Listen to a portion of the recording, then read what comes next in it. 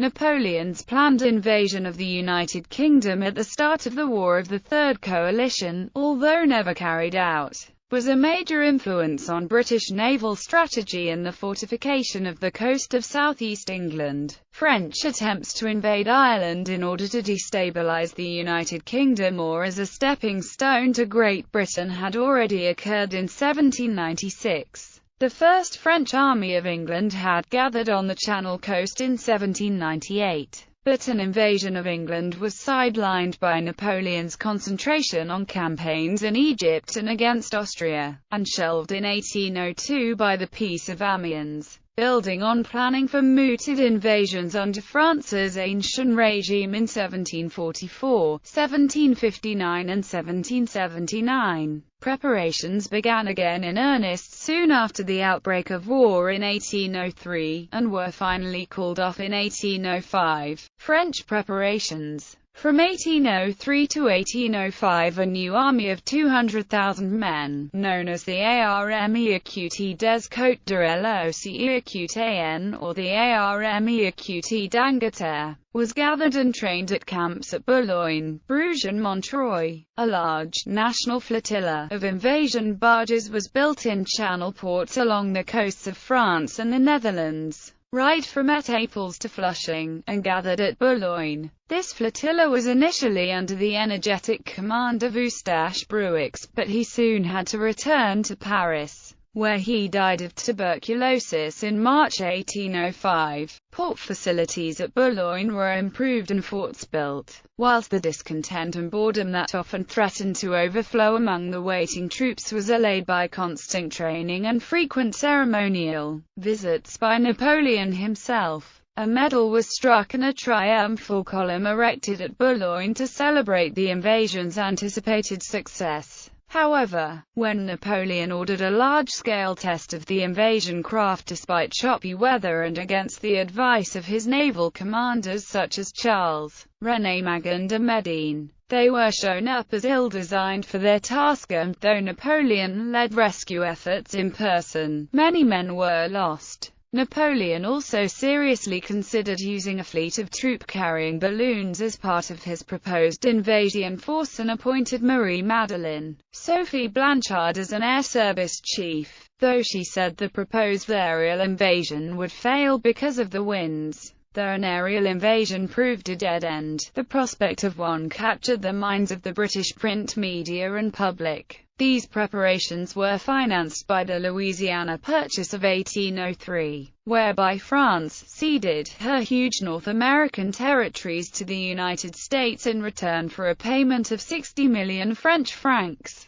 The entire amount was spent on the projected invasion. Ironically, the United States had partly funded the purchase by means of a loan from Baring Brothers, a British bank. For his planned subsidiary invasion of Ireland, Napoleon had formed an Irish Legion in 1803, to create an indigenous part of his 20,000-man corps d'Irlande. British countermeasures. Though the fleet test was unsuccessful, Britain continued to be on high alert with defences from invasion, with the flotilla and encampment at Boulogne visible from the south coast of England. Martello towers were built along the English coast to counter the invasion threat, and militias were raised in the areas closest to France. New fortifications were built and existing ones initiated against the 1779 invasion completed or improved. Dover Castle had underground tunnels added to garrison extra troops, the Dover Western Heights were constructed,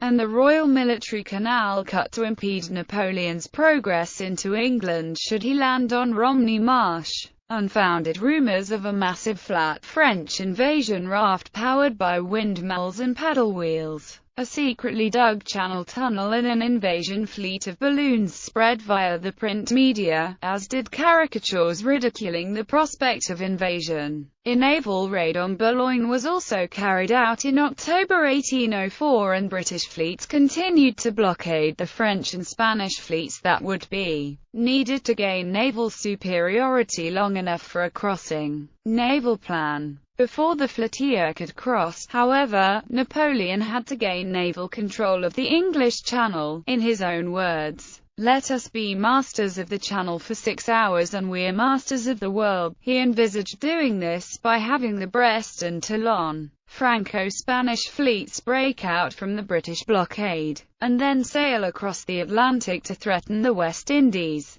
This, he hoped, would draw off the Royal Navy force under William Cornwallis defending the western approaches. The Toulon and Brest fleets could then rendezvous at Martinique, quickly sail back across the Atlantic to Europe, land a force in Ireland and, more importantly, defeat what parts of the Channel Fleet had remained in the Channel, take control of the Channel and defend and transport the invasion force, all before the pursuing fleets could return to stop them. This plan was typical of Napoleon in its dash and reliance on fast movement and surprise. But such a style was more suited to land than to sea warfare, with the vagaries of tide and wind and the effective British blockade making it ever more impractical and unlikely to succeed as more and more time passed. Only the Toulon force eventually broke out and, though it managed to cross the Atlantic, it did not find the Brest fleet at the rendezvous and so sailed back to Europe alone, where it was met by the force blockading Rochefort and Ferrol, defeated at the Battle of Cape Finisterre and forced back into port.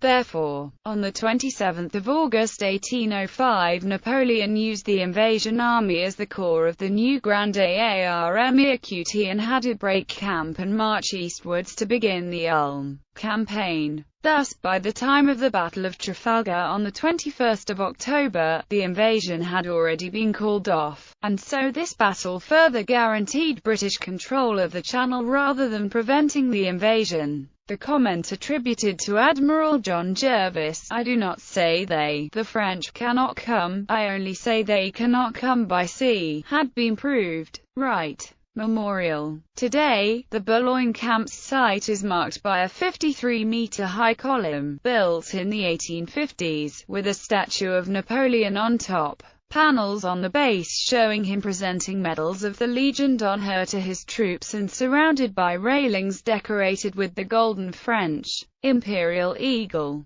The arsenal from the camp is preserved. British propaganda gallery. Disposition of the French flotilla. The rumoured French invasion raft. Caricature mocking the fragile landing rafts. John Bull protected by the Royal Navy. John Bull vanquishing Napoleon.